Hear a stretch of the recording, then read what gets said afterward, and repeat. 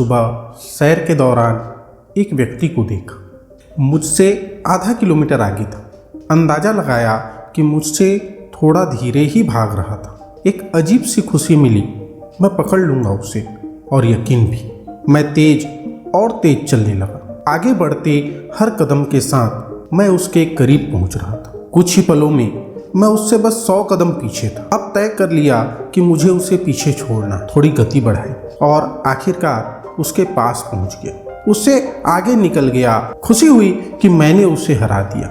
बेशक उसे नहीं पता था कि हम दौड़ लगा रहे थे, पर मैं जब उससे आगे निकल गया, अनुभव हुआ कि दिलो दिमाग प्रतिस्पर्धा पर इस कदर केंद्रित था कि घर का मोड़ छूट गया, मन का सुकून खो गया, आसपास की खूबसूरती और हरियाली नहीं देख पाया, अच्छे मौसम की खुशी को भूल गया।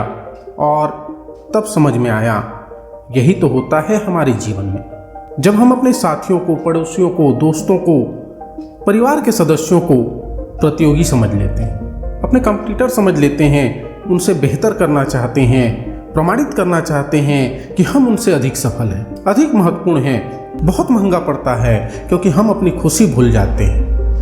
हम अपना समय और ऊर्जा दूसरों के पीछे भागने में गंवा देते हैं। इस सब में अपना मार्ग और मंजिल भूल जाते हैं कि नकारात्मक प्रतिस्पर्धाएं कभी खत्म नहीं होंगी। हमेशा कोई आगे होगा, किसी के पास बेहतर नौकरी होगी, बेहतर गाड़ी होगी, बैंक में अधिक रुपए होंगे, ज़्यादा पढ़ाई, सुंदर पत्नी, ज़्यादा संस्कारी बच्चे, अच्छी परिस्थितियां और बेहतर हालात होंगे। इस सब में एक एहसास जरूरी है कि बिना प्रतियोगिता किए हर इंसान श्रेष्ठतम हो सकता है। कुछ असुरक्षित महसूस करते हैं क्योंकि अत्यधिक ध्यान देते हैं दूसरों पर। कहाँ जा रहे हैं, क्या कर रहे हैं, क्या पहन रहे हैं, क्या बातें कर रहे हैं। जो है उसी में खुश रहें। लंबाई, वजन या व्यक्तित्व स्वीकार करें और समझें कि कितने भाग्यशाली हैं आप। ध्यान नियंत्रित रहे, स्वस्थ सुखद जिंदगी जिएं। भाग्य में कोई प्रतिस्पर्धा नहीं है, सबका अपना अपना भाग्य है। तुलना और प्रतियोगिता हर खुशी को चुरा लेता है। इसलिए अपनी दौड़ खुद लगाएं, बिना किसी प्रतिस्पर्धा के।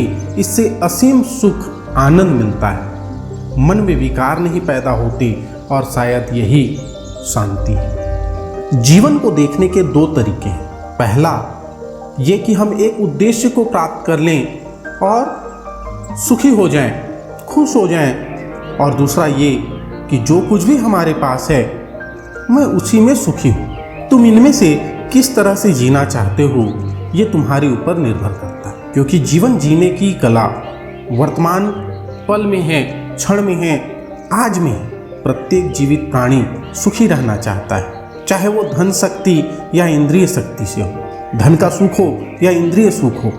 सुखी रहने के लिए हम किसी वस्तु को प्राप्त करना चाहते हैं, पर उसको प्राप्त करने के बाद हम सुखी नहीं रहते। जीवन 80% आनंद है और 20% दुख है, लेकिन हम 20% को पकड़कर बैठ जाते हैं और उसे 200% बना लेते हैं। ये जानबूझकर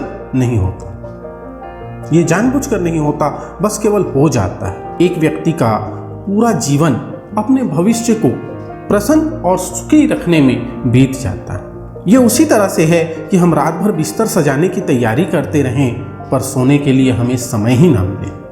आज हम में से अधिकांश लोग लर्निंग और अर्निंग के पीछे भाग रहे हैं, लेकिन लाइफ को एंजॉय कैसे करना है, लिविंग ऑफ द लाइफ हम भूल जा रहे हैं। आपको ये वीडियो कैसा लगा कमेंट करके जरूर बताइए। अगर वीडियो अच्छा लगा तो वीडियो को लाइक शेयर करना ना भूलें।